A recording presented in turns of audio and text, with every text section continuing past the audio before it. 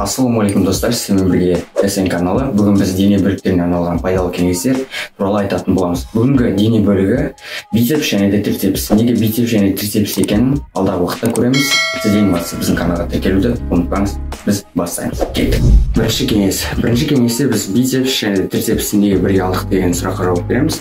Яғни бицепс және трицепс ол екеуі бір жерде орналасқан, яғни бір қолда орналасқан. Біздегі ең бірінші мақсат бицепсті шығару, содан кейін трицепске көшетін боламыз. Бицепс шығарған кезде бізде блокировкалар болады. Біріншісі трицепс, екіншісі бізде предплечье, сосын арқа.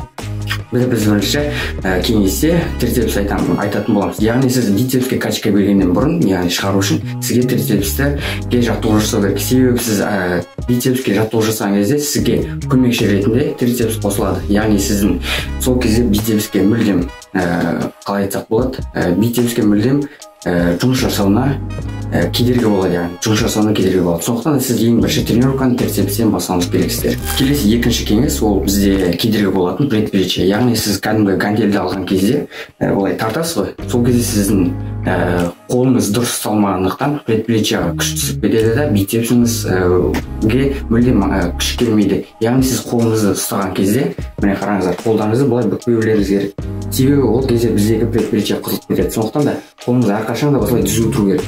Сосын тартқан кезде әрқашан да сіздің бицепсіңіз қозғалады. Сол кезде максимальный рост бицепске кетеді.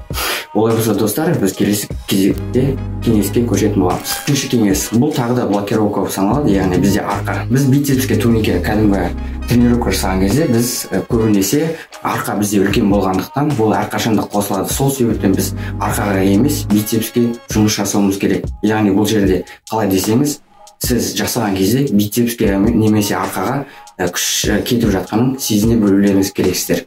Сіздерге трицепске пайдалы кеңестер айтатын болсақ, негізі трицепске ешқандай да пайдалы кеңес жоқ. Оған бізге ең керегі жақсы жаттығуларды жасау керек. Ол жаттығуларды біз келесі видеода айтатын боламыз. Сол себептен каналға тіркелуді ұмытпаңыздар. Достар, айтпақшы, сіздерге біз өте үлкен стрит бодибилдинг атты программа дайындаған болатынбыз. Яғни сіз көшеде бодибилдинг сияқты денеңізді шығаратын боласыз. Бұл осы бір апта көлемінде небәрі 500 теңге қолжетімді бағада болады. Сіз оны сатып аласыз, сосын сізге видео келеді, сіз видеоны қайталайсыз, сөйтіп бір ай көлемінде денеңізді жақсы шығаратын боласыз. Олай болса достар, не істейміз? Каналға тіркеліңіздер, лайк басыңыздар, комментарий жазыңыздар, және қоңыраушаны басуды ұмытпаңыздар. Қоңыраушаны бассаңыздар, бізден шығатын видеоны мүлт қалдырмайсыздар. Яғни достар, не істейміз?